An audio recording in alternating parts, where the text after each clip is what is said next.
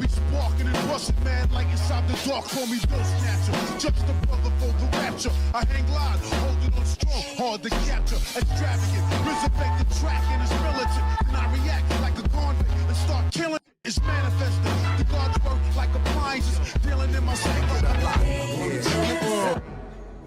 Yo, what's going on, everybody? It's your boy Naruto Explain here, bringing you guys another discussion for Boruto Naruto Next Generations, the anime. And today I want to talk to you guys about this upcoming arc of the Chunin exams. And now that we know about the specifics of the exams and the fact that they're allowing people to use scientific ninja weapon tech during the exams, however, there is a condition to using the ninja weapon tech.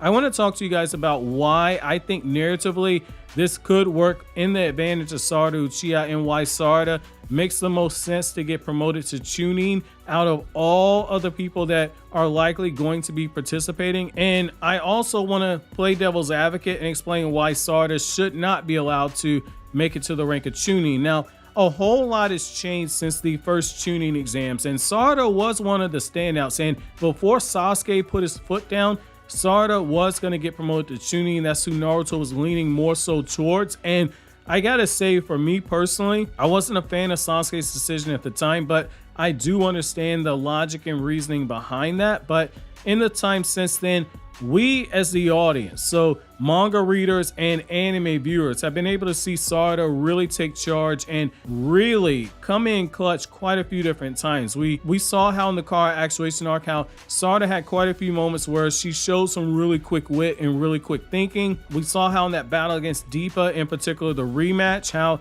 she was taking the charge and the lead in a lot of those situations, and in some instances, she actually kept Boruto alive. In the manga version of the Boro fight, we also saw how Sarada was the one who not only was able to find Boro's scientific ninja weapon tech core, but she was also the one that was able to see Boro's viruses, figure out how the viruses themselves work, and then come up with the counter strategy that ultimately is what took down the character of Boro. So we saw her take that updated information and formulate a plan and take charge and lead the team in that time. And that's really the last time we saw Sarada, but there are aspects of leadership that are on full display right there. And narratively, this would make a lot of sense for her to get that Chunin exams promotion. Without going into spoilers, it would explain why Sarada was the one who was taking charge during the Team 7 training arc that was going on in a later chapter of the Boruto manga that has not been adapted into the anime yet. So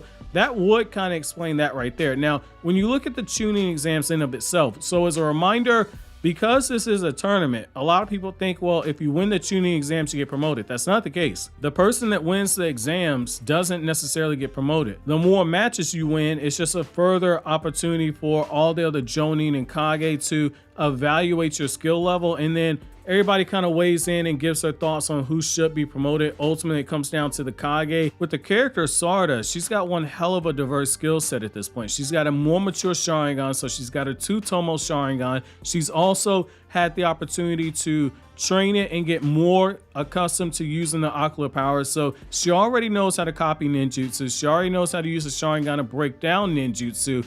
Now you're also in a situation where Sarada's visual speed has ramped up quite a bit because of the battle with Deepa, and because after the fact Sasuke was overseeing her training and pushing her during that time.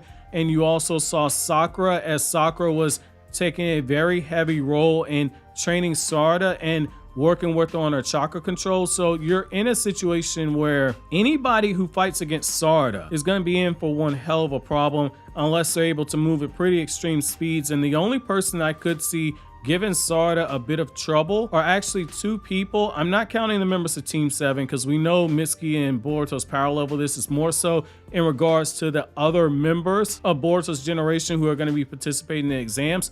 You have Wasabi with that strange cat transformation that she's able to do. Wasabi, when she's gone into that form, she's shown that her agility and speed is it gets a pretty noticeable jump. So Wasabi's a little bit of a sleeper, and then you also have Shinki, who using that iron sand. Shinki is also a bit of a problem, and it's kind of the same situation where she was fighting against Deepa, where Shinki is able to fight from a distance and his attacks move very fast. So Sarada versus Shinki would be a very interesting fight, but it'd also be a great opportunity to be a callback to Sasuke versus Gaara, where Sasuke, because he had the Chidori, he was able to kind of get the upper hand and the advantage on Gaara. I think that if you're in a situation where Sarada, if she gets enough time to use the Chidori, she's going to be able to land a pretty good hit on the character Shinki and break his ultimate defense that he has with his Iron Sand. Now, the other thing that I think people sleep on when it comes to Sarada's skill level is the fact that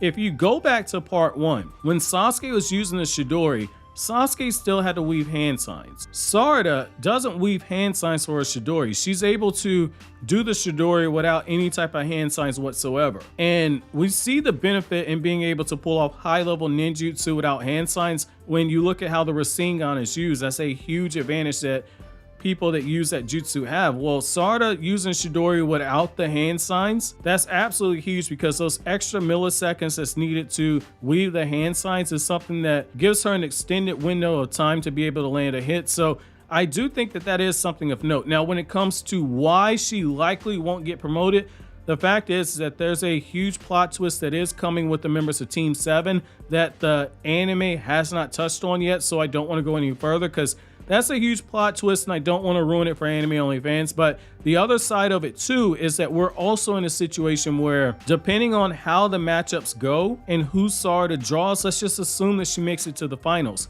There is the possibility that Sarada's stamina just gets absolutely shot before she gets to the finals, and depending on who she matches up with, there is opportunity that Sarada is caught off guard by a few of these people, or she takes some of them for light work, and that ends up getting exposed in terms of her in-battle judgment. That's not something that is in character for Sarada. Typically when she's fought people, she's analyzed them and she's taken them seriously, but that's something I am a little bit worried, is that her stamina is going to kind of come into key, because that's something that Sakura did say to her, is that you're not going to be able to maximize your Sharingan until you're able to get your stamina under control. And that's something that Sasuke also agreed with. And I gotta say, for me personally, the idea of Sarada's stamina being something that holds her back, that would be something very interesting to see. That, again, I've always said I would love to see Sarada in the position where she fights more so like Itachi, is somebody who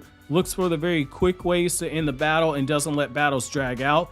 And when you look at her skill set with that monster strength she's able to use with the chakra control she has, and the fact that she was able to mimic Sakura's chakra control by using her Sharingan to see how Sakura was doing it, I think that does open up the door for her to get around the stamina issue. But that is the one thing I do think could be a problem for her. And if you treat it like somebody that lifts weights, you know, the more closer you get to muscle fatigue, the more likely you are to compromise form. So I think that the same thing kind of applies here.